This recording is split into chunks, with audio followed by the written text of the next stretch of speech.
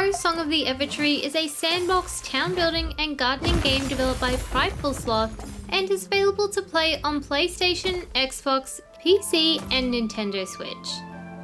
Here you'll grow your own worlds, solve puzzles, explore and build up small towns in this charming adventure game.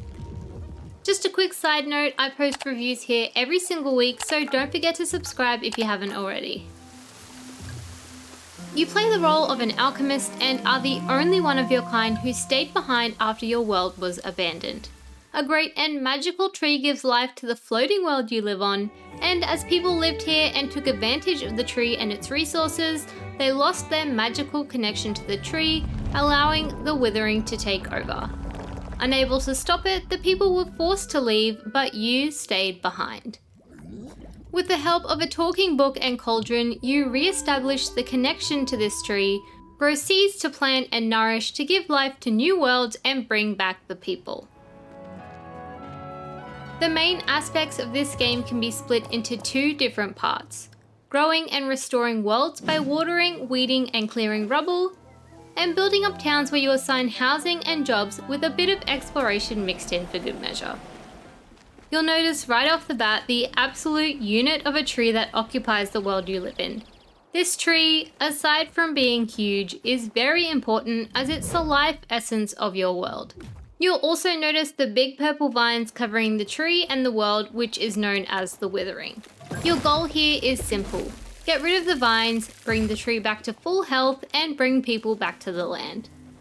One of your first few tasks will be to travel to one of the lonely remaining branches on this tree to plant a world seed that will instantly spout a new, albeit slightly decrepit world. And here is where the gardening aspect comes in. Your job is to restore these miniature worlds by removing weeds, destroying rubble, planting seeds, and watering plants. There will be a set amount of work you can do each day, and it takes 3 days worth of work to restore a section. As you restore a section, a new area will pop up until you've completed a total of 3 sections. So all in all, it takes 9 days worth of work to restore a world seed. As you restore the tree's health, it will sprout more branches where you can plant more seeds. Once a world is restored, you'll be able to befriend any animals that are there and use it to collect resources like bugs, fish, wood, and plants. These resources you'll collect will help you make new seeds, as resources can be used to extract different essences. There's many different types of essences, and to make a seed you combine up to 5 of them and pretty much just wait and see what you get.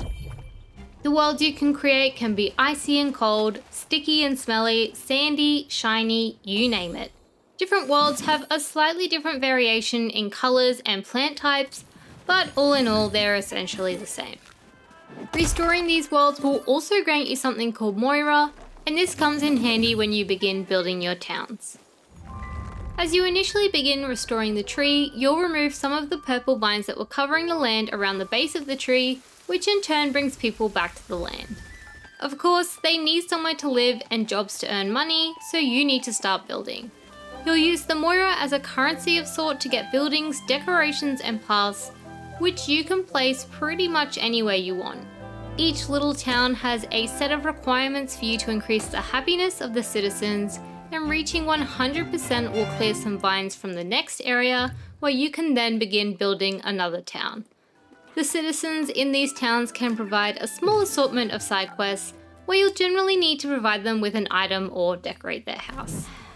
You'll also be able to explore the areas around these villages, where you can find resources, secret locations, puzzles to complete, and temples.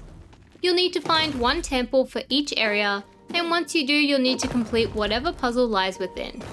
If you're not much of a puzzle person, don't worry. These puzzles are incredibly easy.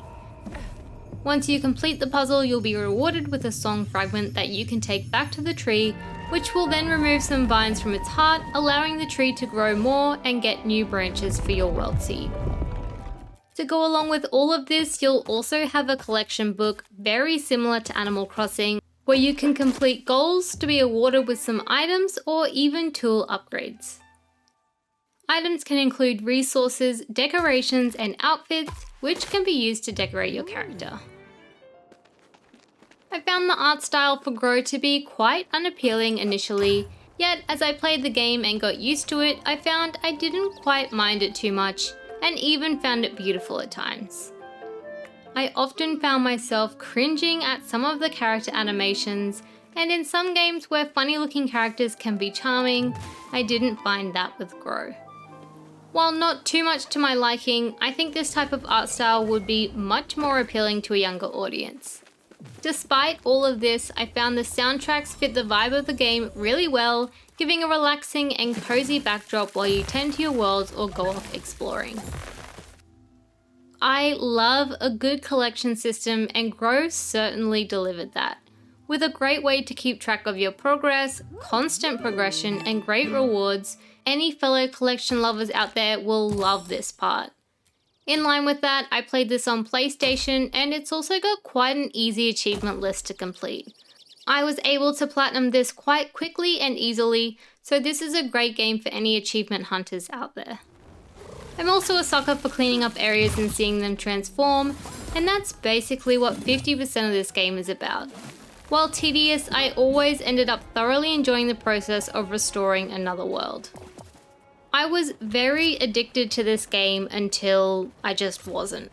As the game introduces you to the garden and town building, it's all very fun and exciting until you realize that the entire game is just this sort of loop of doing the same things over and over again.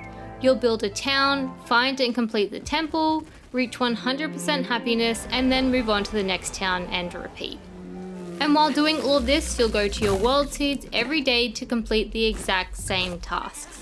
It gets repetitive very quickly, and also reaches a point quite early on in the game where absolutely nothing new gets introduced from that point onwards. It would have been excellent if the game introduced a few more things, but spread it out over the course of the game to prevent any boredom. I also found that when you combine the graphics with the gameplay and how easy the puzzles are, it's quite clear this game is meant for little kids. While not necessarily a bad thing, I myself love Viva Pinata. Some kids' games are also meant for adults, but this one felt very specifically targeted for kids. I also noticed some lag towards the end of my game, which I'm guessing is due to having built up all the towns and having a bunch of worlds created. Grow Song of the Evertree is another great game made by Prideful Sloth, who seem to be really killing it in the life sim department.